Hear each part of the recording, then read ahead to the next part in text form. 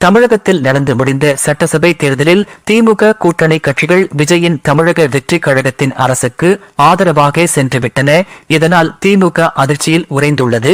இந்நிலையில்தான் காங்கிரஸ், 2 கம்யூனிஸ்டுகள், விடுதலை சிறுத்தைகள் கட்சி, இந்தியன் யூனியன் முஸ்லிம் லீக் கட்சிகளின் வரிசையில் திமுகவிற்கு அதிர்ச்சி வைத்தியம் அளித்துள்ளது.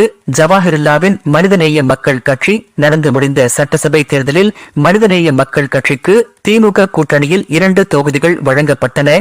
இதில் நாகப்பட்டினம் தொகுதியில் கட்சியின் தலைவர் ஜவாஹிருல்லா போட்டியிட்டு வெற்றி பெற்றார். மணப்பாறை தொகுதியில் கட்சியின் பொதுச் செயலாளர் அப்துல் சமது களமிறங்கி வாகை சூடினார். இவர்கள் 2 பேரும் உதயசூரியன் சின்னத்தில் போட்டியிட்டு வெற்றி பெற்றனர்.